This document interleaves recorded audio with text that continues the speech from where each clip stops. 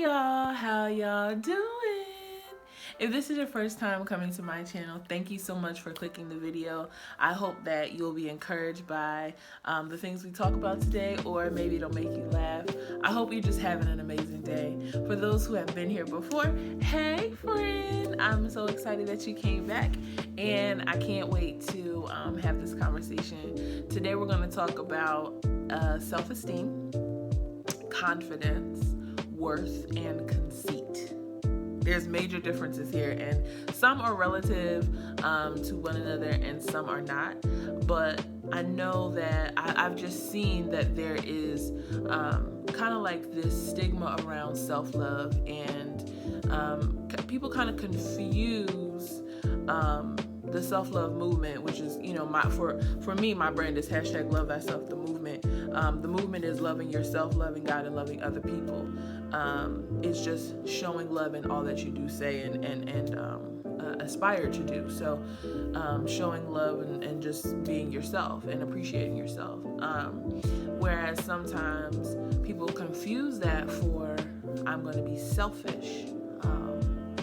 And I think that I am better than, or not just myself, but sometimes people confuse those different things as an opportunity to say that you're better or you're lower or whatever. So I just wanted to talk about those different things, and in the way that I do, I find something funny in everything, and I find a message in everything. So if it's something that you would like to talk about, hang out with us.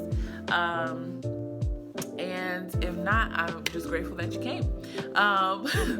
But first things first, my brand and my movement is all about encouraging people to believe in themselves, love others.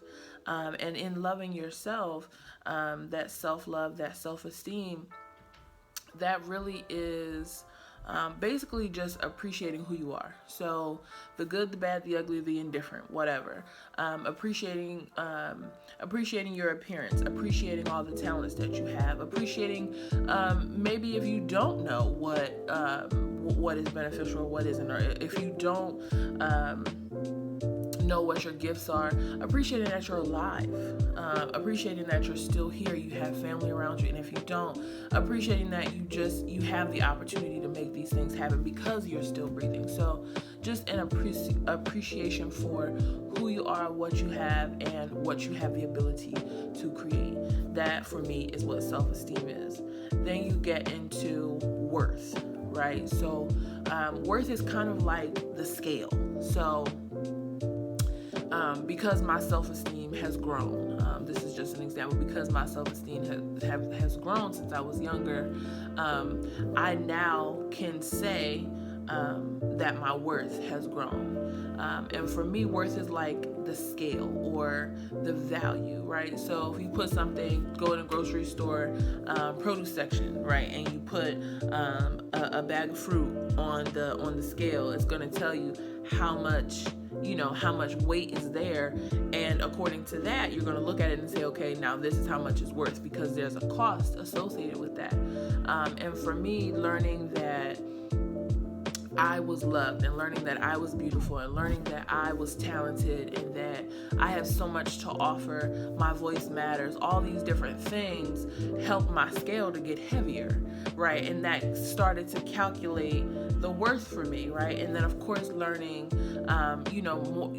more about Christ, and really becoming closer with Him, and gaining that relationship with Him for myself, because I've been in church my entire life, born and raised, no weekend without service, no week without prayer meeting, like all those types of things. But in learning that for myself and coming to know Christ for myself, that scale started to get real heavy. So now I know that I'm worth listening to. I know that I'm worth fighting for. I know, thank God I'm worth dying for, like all these different things. And that has allowed me not only to have self-esteem and to understand how precious I am, but to understand that the standards that I set are not too high, because I'm worth that much, right? My worth is heavy.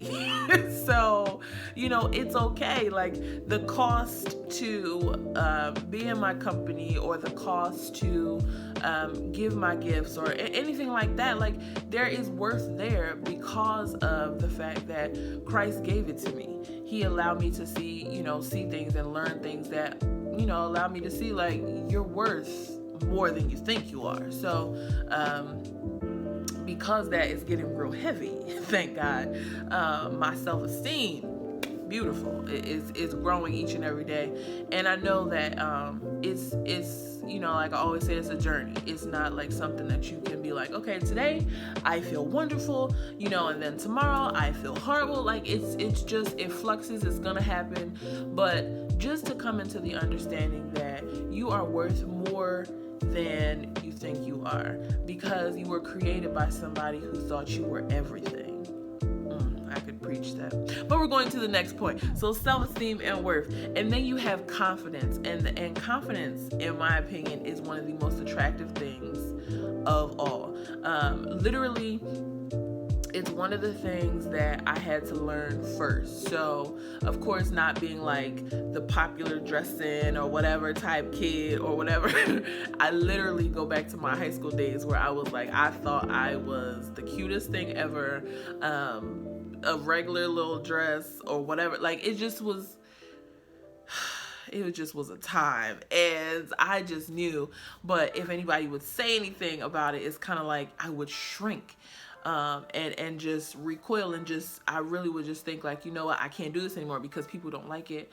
But with confidence, when you're learning your worth, understanding that there's value in you, that confidence starts to build up a little bit, and you start to really walk in that, and understand. You hold your head up a little higher, and just understanding like, because of my worth, I can do these things, even if people don't agree or whatever. I can do this, or I can wear this, or I can put my voice out, or whatever it is, because I believe in my worth. I believe that I have worth. I believe in what I feel.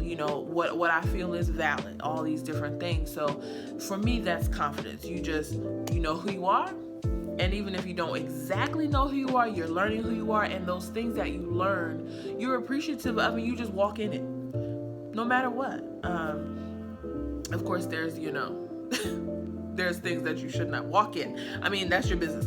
But when you know who you are and you just walk in who you are unapologetically, like that for me is confidence, But then you get to that other side of the scale. There's self-esteem, and then there's conceit, where that is the comparison, or the kind of the comparison of yourself or who you are, or what you have, that will compare to others and kind of like downgrade or diminish their value. So I am the best of all. Okay, I look better, I sound better, like nobody can do it like me. I am the greatest. Like all of these different types of things. It's great to know your worth. It's great to be confident. But when you get to that side where you are so prideful that you feel like everything is because of you, trust me, there will be a time when you get knocked off of your high horse, and that is not cute. It's just not a cute thing. It's not something that we as encouragers, or people who are trying to uplift people, you don't want to make yourself seem like you're God. And God is not even a conceited being. Like, God is not that way. The most selfless being is our Heavenly Father. So of course, we should try to model after the one who created us, the one who gave us whatever our message is. My message across the board, no matter what is going on in my life, I try to make sure to encourage people and let them know I'm no better than you. You know, like some days I don't like myself. Some days I'm sad, you know, whatever. Some days I am very happy. You know, some days I'm just like, you know what, ugh, you know, and that happens. But we shouldn't get to the place where things are so good that we're like, you know what, I don't need nobody. I can do this by myself. I love me. Don't need nobody. That's not how we are. We don't live on an island. Like, and even if you do live on an island, there's someone else there. We are not an island in and of ourselves. And because, you know, this life is so complicated, we have to remember that we have to strike that good balance. You know, you should have self-esteem. You should understand that you were created fearfully and wonderfully by a God who didn't have to create you, right? You were given family, you were given friends. Even if you don't have, even if you don't have people around you that are your family, you have maybe supporters, maybe people who are trying to motivate you. Even if you're alone, you have the opportunity to create these systems and not so much systems, but just levels of support for yourself. You have the strength to do all the things that you need to do, and all these things are great. There is nothing that we do in life that we do of our own strength. God gives us movement. God gives us the air to breathe. Everything that we do should always be of good balance and in good measure. So it's very, you know, it's very important that we don't take the self-love message to, you know, from the actual mission of loving God and then consequently loving yourself better because we understand how He loves us, and then passing that on to people. Don't take that message of self-love and turn it into I love me, don't need anybody, because we all need someone at some time. And that's just the message for the day. I hope that this has been encouraging, and if not encouraging, at least something to think about. Just making sure that we're evaluating ourselves and learning that loving yourself is not just about appearance. It's not just about what you put onto your person, but it's about what's in the inside, because what's inside of you will come out, will pour out, will affect the people around you, will affect your mindset, will affect everything that you try to do. If you are humble, if you are appreciative, if you learn different things and evaluate and understand, like even if it's little, quick story, one of the things that I like to do is if I see, kind of like a bad habit happening in my life, I like to evaluate and see what the root of that is.